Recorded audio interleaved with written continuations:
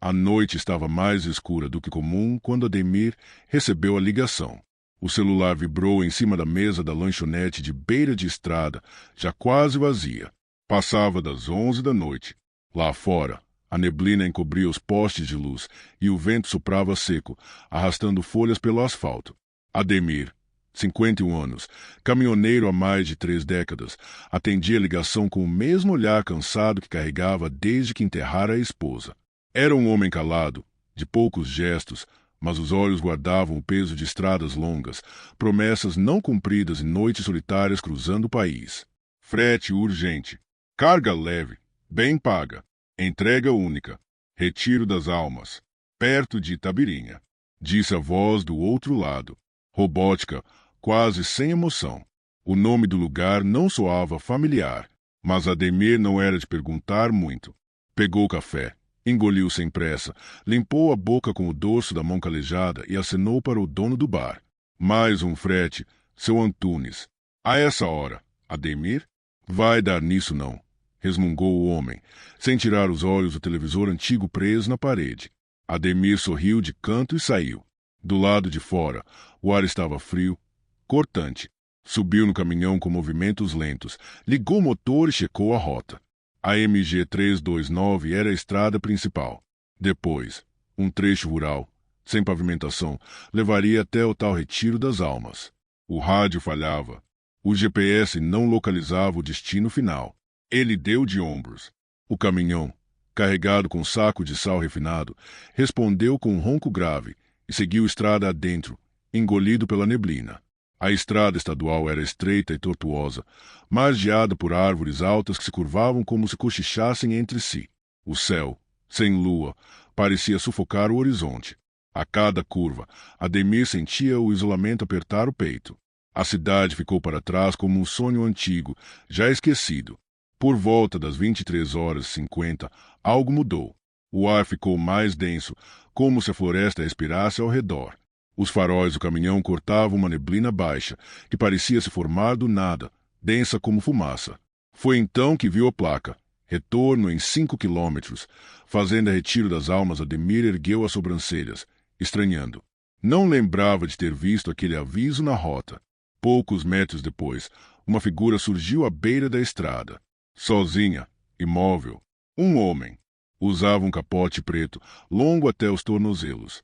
Tinha a cabeça baixa, encoberta por um chapéu surrado. As mãos estavam cruzadas nas costas, como um vigia silencioso. Ademir passou devagar, o coração batendo mais rápido. Não conseguiu ver o rosto, nem perceber se respirava. Só sentiu algo estranho, um arrepio seco subindo pela espinha, como se algo invisível tivesse entrado na cabine. Olhou pelo retrovisor. Nada. A estrada seguia silenciosa, envolta pela bruma que parecia ficar mais espessa a cada quilômetro. O caminhão seguiu, e Ademir, pela primeira vez em muito tempo, sentiu medo. Não o medo comum de assalto ou acidente. Era algo diferente. Um receio que nascia no instinto, na carne, na alma. Ele não sabia ainda, mas aquela estrada não era só um caminho. Era uma porta, e ele acabará de cruzá-la. Ademir manteve as mãos firmes no volante, embora os dedos começassem a tremer. A estrada à frente parecia se repetir em espiral, como se ele estivesse preso dentro de uma fotografia em looping. O silêncio era absoluto, quebrado apenas pelo ronco constante do motor e pelo leve tilintar dos sacos de sal vibrando na carroceria. Passaram-se 5 quilômetros. Ele sabia, porque conferia o odômetro a cada minuto. Mas não havia retorno, nenhuma bifurcação. Nenhum acesso, somente a mesma estrada estreita, ladeada pelas árvores imóveis mergulhadas na escuridão espessa, até que os faróis iluminaram, novamente, a mesma placa.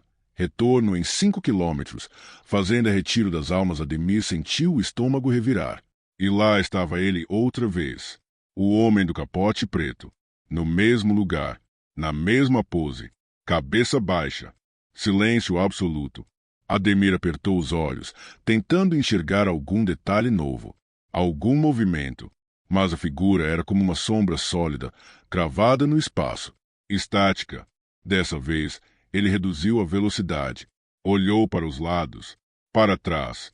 Nenhum carro, nenhuma alma viva. Mesmo assim, não parou.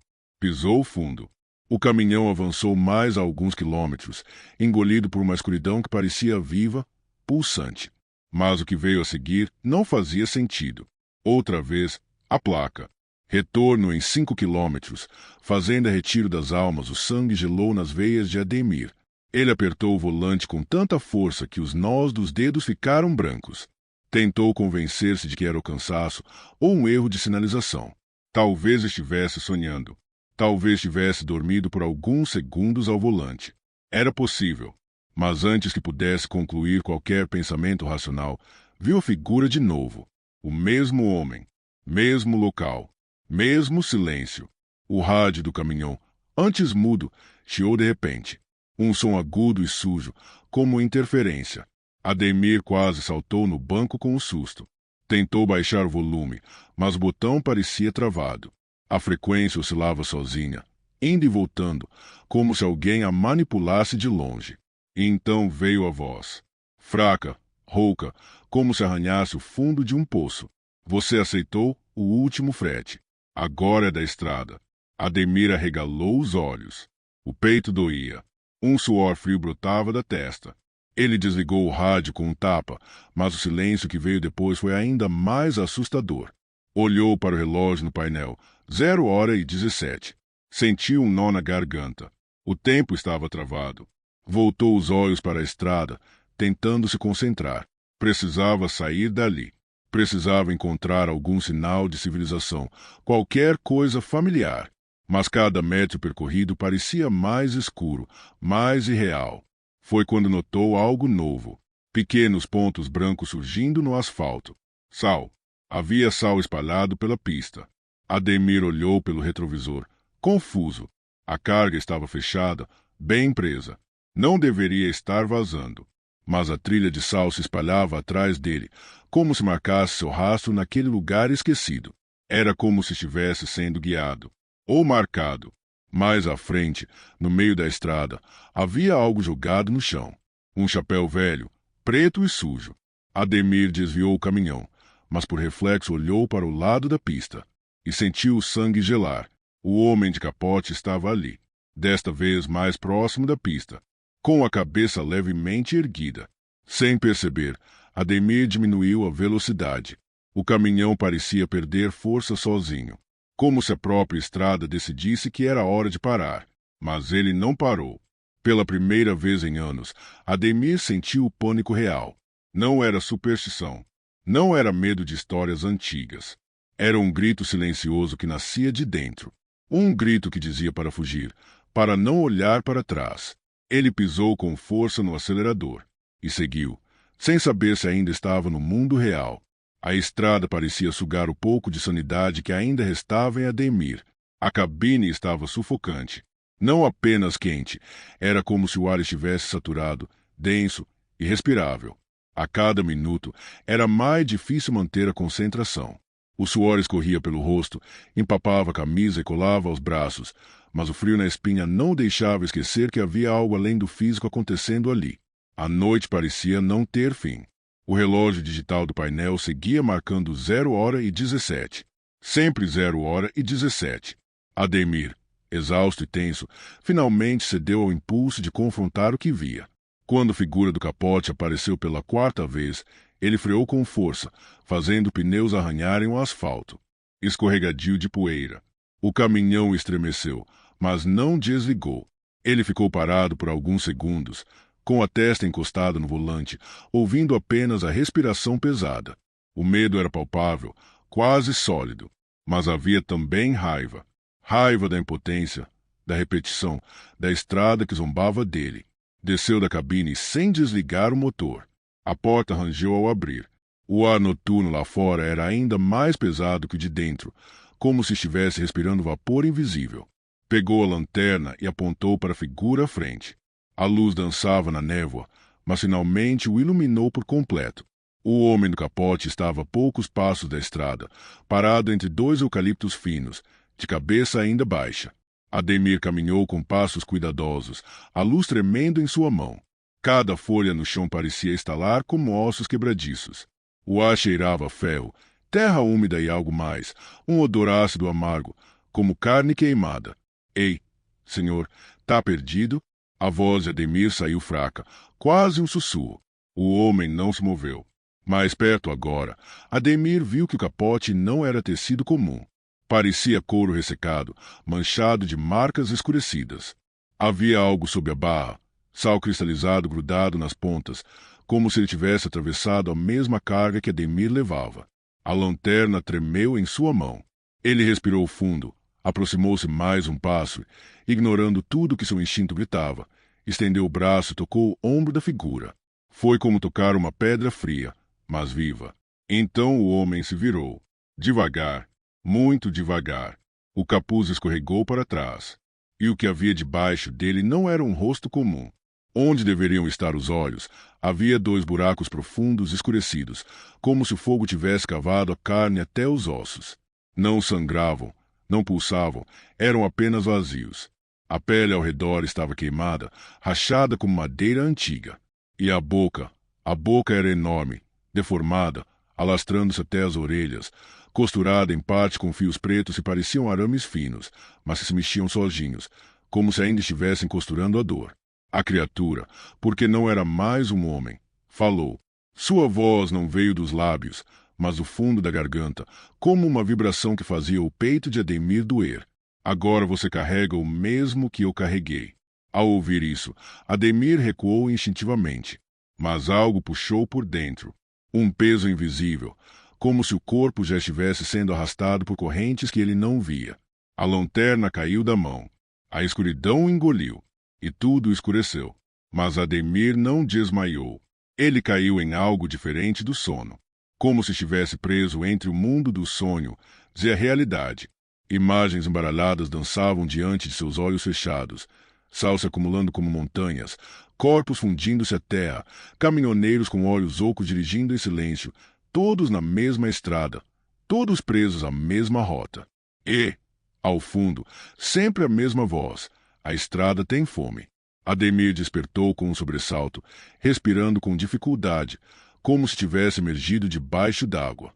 Os olhos abriram devagar, ainda marejados pela luz tênue que invadia a cabine. O som do motor continuava firme. O volante firme entre as mãos. Estava no caminhão. Mas algo estava diferente. Olhou ao redor. Nada mudará. A estrada ainda estava lá, imóvel como sempre. A neblina ainda rastejava pelo asfalto. Os faróis cortavam a escuridão com feixes brancos e sujos. O painel ainda marcava 0h17. Sempre 0h17. Ademir esfregou o rosto, tentando se livrar da sensação de ter dormido um século. Seu corpo estava pesado. Os músculos doíam. Mas ele sabia, com uma certeza que doía mais que tudo, que não havia acordado de um simples sono. Algo o atravessara. Algo que o havia tocado por dentro. O sal. Havia sal espalhado por todo o chão da cabine. Tentou engatar a ré. A marcha arranhou, mas o caminhão não respondeu. Tentou virar o volante, sair da pista, cortar caminho pela vegetação. Mas não importava o que fizesse, os pneus giravam e giravam, sempre levando de volta a mesma curva. A mesma placa. Retorno em 5 quilômetros, fazenda Retiro das Almas, a mesma figura à margem. Só que agora ela não estava imóvel, estava olhando, de cabeça erguida, e dava um passo a mais em sua direção a cada volta. Ademir gritava sem som, gritava por dentro, gritava por uma explicação, uma brecha, qualquer sinal de que havia saída. Mas o mundo ignorava seus apelos. A estrada havia se transformado em um laço, um anel de repetições. A cada ciclo, a vegetação parecia mais seca. As árvores, mais retorcidas. O céu, mais baixo, como se o tempo estivesse se desmanchando ao redor. E então veio a próxima volta. E a figura estava à frente do caminhão, no meio da pista. Não havia como desviar. Ademir freou, mas o veículo não respondeu. A cabine passou direto por ele, ou melhor, através dele. E, por um instante, sentiu um frio insuportável atravessar seu corpo, como se tivesse mergulhado num poço congelado. Quando olhou para o banco do passageiro, não estava mais sozinho. A figura estava sentada ali, não como antes. Agora estava viva. Movia-se lentamente, como se tivesse acabado de se forrar. O cheiro que exalava era insuportável. Terra molhada, ferrugem e carne estrificada. Ademir virou o rosto com repulsa, mas a criatura não precisava ser olhada para ser sentida. A presença dela enchia o espaço como se dobrasse o ar. Ela se virou, com os olhos ocos voltados para ele, e falou, mas não com uma voz única. Várias vozes falaram juntas, sobrepostas, como se dezenas de mortos gritassem através daquela boca rasgada. Para sair, outro precisa entrar. A estrada tem fome. E agora, você é parte dela. Ademir tentava resistir, apertando o volante como se fosse sua âncora. Mas sentia algo se desprendendo dentro dele. Uma parte de si começava a esquecer quem era. O nome da filha, o rosto da esposa, o cheiro do café da manhã em casa. A estrada não queria apenas sua alma. Queria suas memórias, sua identidade, tudo o que ele era, tudo que um dia foi. Na próxima volta, a figura desapareceu do banco, mas Ademir não sentiu alívio. Porque, ao olhar no espelho retrovisor, viu outra coisa. Ele mesmo, sentado lá atrás, com um capote preto nos ombros, cabeça baixa, mãos cruzadas nas costas. O caminhão foi encontrado semanas depois por um vaqueiro da região. Estava parado às margens da MG 329, pouco antes de uma curva onde, oficialmente, não deveria haver estrada alguma. O motor estava completamente fundido, como se tivesse trabalhado sem parar por dias. Mas o mais estranho era o estado da cabine, intacta, exceto por um detalhe. No banco do motorista havia uma marca escura, profunda, como se alguém tivesse sido queimado ali. O contorno era claramente humano. As extremidades se desfaziam em linhas que lembravam dedos se esfarelando. E sobre o painel repousava algo que ninguém conseguiu explicar. Um punhado de sal, cuidadosamente empilhado em forma de cruz. A carga nunca foi registrada. Nenhuma nota fiscal. Nenhum pedido. Nenhum remetente. O sal nos sacos havia virado pedra, grudado entre si, como cimento seco. A polícia arquivou o caso como abandono de veículo. A empresa responsável desapareceu do sistema semanas depois. Era como se o frete nunca tivesse existido. Mas a história não terminou ali. Motoristas começaram a relatar coisas estranhas entre os quilômetros 60 e 70 da MG 329. Relatos que cresciam com o passar dos meses. Uns falavam de uma névoa que surgia do nada, cobrindo toda a estrada como um véu. Outros, de uma curva que parecia não levar a lugar nenhum. Mas havia sempre um elemento comum, uma figura solitária à beira da pista. Um homem usando um capote preto, com a cabeça baixada e as mãos cruzadas nas costas. Alguns caminhoneiros disseram que, ao tentar conversar com ele, ouviram vozes saindo do rádio, mesmo com o aparelho desligado. Outros juraram que, depois de vê-lo, começaram a se perder em rotas simples, andando em círculos por horas, até amanhecer. E havia aqueles que simplesmente desapareceram. O que ninguém sabia, porém, era o que acontecia com quem parava. Dizem que, se você parar o caminhão, não ouve apenas uma voz. Você escuta muitas, todas diferentes, todas desesperadas, todas presas. A estrada, agora, tem um novo nome.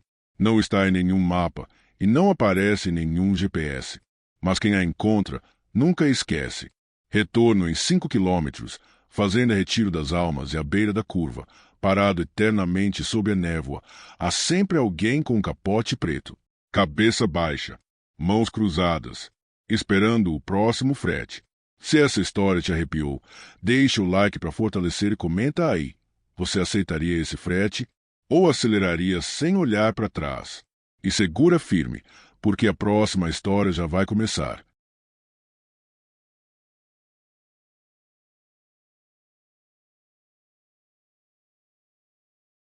Passava pouco das 2 da madrugada quando Leandro entrou no trecho mais deserto da BR-364. O céu, fechado por nuvens pesadas, tornava a escuridão ainda mais densa. A luz dos faróis cortava apenas alguns metros à frente, engolida pela floresta amazônica que cercava a rodovia dos dois lados como muralhas vivas. Leandro, 38 anos, não era novato. Fazia aquele trajeto há anos, levando toras de madeira serrada até Rio Branco. Conhecia os buracos, os radares desligados, até os pontos onde o sinal de celular costumava falhar. Mas naquela noite havia algo diferente. Um silêncio estranho. Um vazio que ia além da estrada. Estava sozinho, ou ao menos era o que acreditava. A floresta parecia viva ao redor, como se observasse. As árvores, altas e densas, se fechavam sobre o asfalto formando túneis naturais, e a neblina começava a brotar das frestas do mato, flutuando rente ao chão como fumaça rasteira. Leandro seguia concentrado, mãos firmes no volante, olhos fixos na estrada. O rádio chiava de vez em quando, mas ele já se acostumara com isso. Então, algo mudou. Um ponto de luz apareceu no retrovisor. Fraco no início. Depois, mais intenso. Era um farol. Um único farol. Leandro olhou de novo. O foco tremia, mas não parecia vir de um carro comum. Estava mais alto. Forte demais. Talvez um caminhão. Pensou. Um dos antigos, com os faróis redondos, amarelados, mas potentes. Achou estranho. Não havia cruzado com ninguém desde Ariquemes. Mesmo assim, deu seta e se afastou levemente para a direita, esperando que o veículo o ultrapassasse. Mas ele não passou. Continuou atrás, colado, a poucos metros do para-choque traseiro. Leandro franziu a testa, irritado. Reduziu a velocidade. Queria que aquele motorista impaciente o ultrapassasse de uma vez. Pisou no freio, com cuidado. O farol também desacelerou. Continuou grudado. Tentou algo mais direto. Deu sinal com o farol traseiro. Mesmo assim, nada aconteceu. Bufou. Pegou o rádio. Se quiser passar, irmão, tem pista livre. Só ir. Silêncio. Nenhuma resposta. Nem chiado. Como se o rádio tivesse morrido naquele instante. Voltou os olhos para o espelho e sentiu um calafrio subir pelas costas. O farol estava mais próximo, forte o suficiente para iluminar parte da carroceria do próprio caminhão. Mas não havia nenhum som além do motor dele mesmo. Nenhuma vibração, nenhum ruído de motor vindo do outro veículo. Era como se estivesse sendo seguido por uma luz flutuante. Ficou tenso. Os dedos apertaram o volante com força. Tentou olhar melhor, mas a claridade cegava. O farol parecia maior agora, mais agressivo. Teve a impressão, por um instante, de que aquela luz não era apenas um farol. Parecia um olho, e estava olhando diretamente para ele. Leandro desviou os olhos e acelerou. Lá fora, o mato balançava levemente com o vento úmido. O céu carregado parecia mais baixo, como se fosse cair sobre a rodovia. E a floresta sussurrava com sons abafados de bichos que ele não conseguia identificar. Aquela parte da estrada parecia mais longa do que deveria, como se algo o impedisse de sair dali. Ele olhou mais uma vez pelo retrovisor, e o farol ainda estava lá, firme, silencioso, e agora, mais perto. Leandro não sabia mais se respirava por instinto ou desespero. O caminhão continuava firme na pista, mas sua mente já começava a se despedaçar. O farol atrás dele não piscava, não oscilava, não se distanciava. Era como se estivesse colado ao seu para-choque, flutuando no espaço entre os dois veículos. Pisou no acelerador. O velocímetro subiu. O motor rugia, fazendo a madeira vibrar na carroceria. 90 por hora. 100. 110. O caminhão continuava colado atrás, sem perder um único metro, como se estivesse preso por uma corrente invisível à traseira do dele. Leandro sentia o suor escorrer pela nuca, molhando a gola da camisa. As mãos tremiam, mas ele não podia soltá-las do volante. Não ousava. Sabia, com um instinto primitivo, que qualquer distração custaria caro. Tentou novamente mudar de pista. Nada adiantava. Aquele maldito farol acompanhava cada movimento como um predador paciente. Foi então que aconteceu. Um leve impacto. Um estalo metálico, surdo, seco. Leandro sentiu o baque no para-choque traseiro. Não foi forte o suficiente para causar dano, mas o suficiente para ser notado. Era como se o caminhão atrás tivesse encostado, testado, provocado. O coração disparou. Olhou para o retrovisor. Com o sacolejo da carroceria, conseguiu ver um pouco mais da estrutura, do perseguidor. Não era um caminhão comum. A pintura estava corroída pelo tempo, cheia de ferrugem. A lataria enegrecida parecia ter sido queimada. A cabine era escura, com os vidros sujos por dentro, manchados como se algo tivesse escorrido pelas janelas há muito tempo. Mas o que mais o paralisou foi perceber o que havia, ou melhor, o que não havia, atrás do volante. O banco do motorista estava vazio. Nenhuma sombra, nenhum vulto, nenhuma presença. Apenas o farol aceso, os vidros escuros e o caminhão, dirigindo sozinho. Leandro afastou os olhos, incrédulo. Não era possível. Não podia ser real. Mas o toque no para-choque voltou. Mais forte dessa vez. O caminhão parecia querer empurrá-lo. Dominar a direção. Fazer com que perdesse o controle. A floresta ao redor começou a mudar. As árvores estavam mais próximas do asfalto, mais tortas, como se inclinassem em direção à estrada. O ar ficou mais denso, pesado, quase difícil de respirar. O rádio chiava baixinho. Ruídos distorcidos de vozes, como se alguém tentasse falar do outro lado, mas por baixo d'água. Ele aumentou o volume, desesperado por alguma comunicação, mas o que ouviu não era humano. Uma frase, distorcida, lenta, engolida por estática. Você está na rota errada. Leandro desligou o rádio com um tapa, o peito subindo e descendo como se tivesse corrido por quilômetros. E então, mais um toque. Agora, contínuo. Como um aviso. Como uma ameaça. O caminhão atrás empurrava, forçando a traseira, pressionando aos poucos. A estrada seguia reta, mas a sensação era de que tudo ao redor estava se fechando. A floresta, o céu, a própria estrada. Leandro sabia que precisava fazer algo. Agora, antes que fosse tarde demais. A mente de Leandro girava como os pneus sobre o asfalto, cada pensamento atropelando o próximo. Ele sabia que não podia continuar daquele jeito. A estrada parecia infinita, a floresta parecia viva, e o caminhão atrás era uma sombra que se recusava a sumir. Foi quando avistou uma placa torta à margem da estrada. Posto Santa Lucrécia, 600 metros. Sabia que aquele posto havia sido fechado há anos, abandonado após um incêndio. Nunca achou que precisaria dele. Mas agora parecia a única chance. Sem pensar duas vezes, jogou o caminhão para a saída de terra batida, derrapando levemente ao entrar no desvio. O caminhão reagiu com dificuldade, mas obedeceu. O farol atrás hesitou. Por um momento, o espelho ficou vazio. Leandro seguiu por mais alguns metros, até que as ruínas do posto surgiram entre a vegetação alta.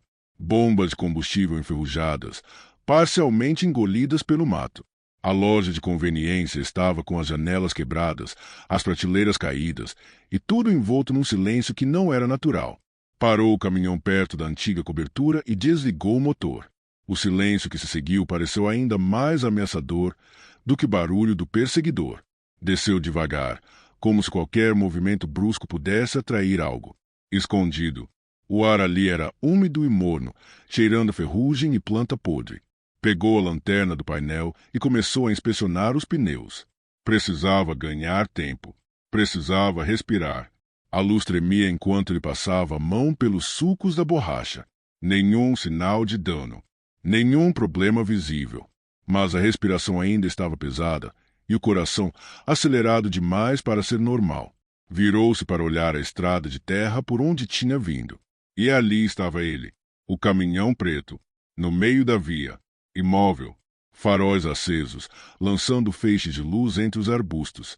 Não havia som de motor, nem movimento. Apenas a presença esmagadora do veículo parado, como um animal predador estudando a presa. Leandro recuou um passo. A luz da lanterna tremulou de novo. O motor do caminhão preto roncou. Mas não foi um ronco comum. Era um som gutural, grave, como se algo estivesse sendo moído dentro dele. Não metal, não engrenagens, mas ossos. Ossos secos sendo triturados por lâminas quentes. Leandro congelou. Não pensou. Correu. Subiu na cabine de volta, ligando o motor com mãos tremendo. O caminhão demorou 2 segundos eternos para responder, mas finalmente voltou à vida. Engatou a marcha e arrancou, levantando poeira e cascalho. Voltou à estrada principal quase derrapando, com o caminhão trepidando sob o peso da fuga. No espelho lateral, viu o brilho dos faróis do perseguidor se apagando aos poucos, engolidos pela neblina da estrada de terra. Mas não sentiu alívio.